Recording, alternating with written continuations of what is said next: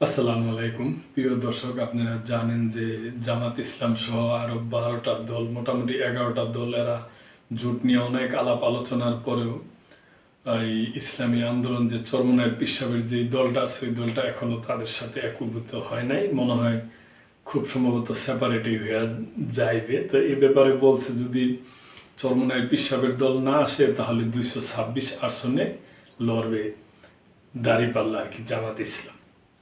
চরমোনাই জোটে না এলে দাঁড়িপাল্লা লড়বে 226 আসনে। আসন বন্টন নিয়ে মাসখানেকের টানাপোড়েনের পর চরমোনাই পীরের নেতৃত্বাধীন ইসলামী আন্দোলনকে ছাড়াই 253 আসনে নির্বাচনী ঐক্য করেছে জামাত ইসলামী, এনসিপি সহ 10 দল। সমঝোতায় জামাতকে 179, NCP 30, Bangladesh Khelafat Majlis 20, Khelafat Majlis 10, AB party 3, LDP 7, BDP 2 ও নেজামে ইসলামী পার্টিকে 2 আসন ছাড়া হয়।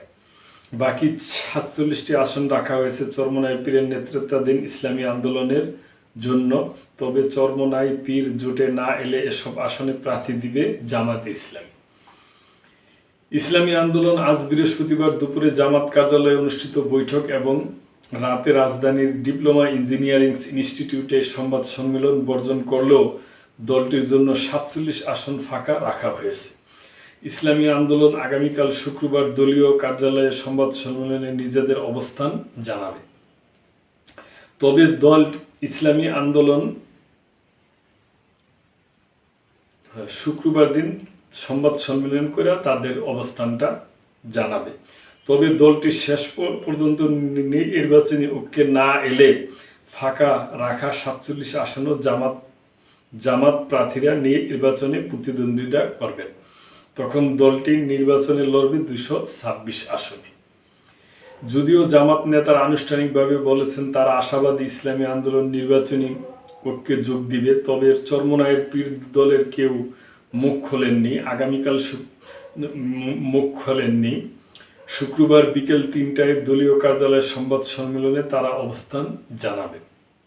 253 আসনের সমঝোতা অনুযায়ী জামাত 179, এনসিপি 30, মামুনুল হকের নেতৃত্বাধীন বাংলাদেশ খেলাফত মজলিস 20, খেলাফত মজলিসের অপরাংশ 10, এলডিপি 7, এবি পার্টি 3 এবং নেজামে ইসলামী পার্টি ও বিডিপি 2টি করে আসনে নির্বাচনী প্রতিদ্বন্দ্বিতা করবেন।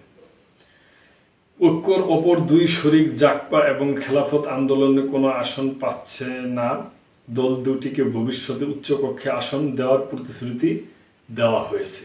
ঐক্যর একক প্রার্থী ঘোষণায় গত বুধবার সংবাদ সম্মেলন ডাকেন জামায়াত, তবে চরমোনাই পীরের দল এতে যোগ দিতে অস্বীকৃতি জানালে তা স্থগিত করা হয়।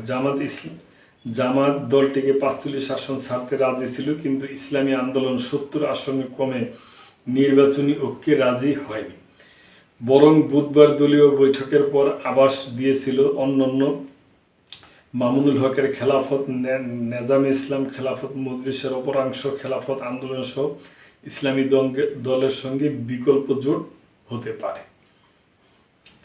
তো প্রিয় দর্শক, দেখা যাক কি হয়, আমরা দেখার জন্য অপেক্ষায় রইলাম। তো প্রিয় দর্শক, এর ব্যাপারে আপনাদের কোনো মন্তব্য থাকলে অবশ্যই করবেন এবং মেম্বারশিপ নিয়ে চ্যানেলটির পাশেই থাকবেন। আল্লাহ হাফেজ।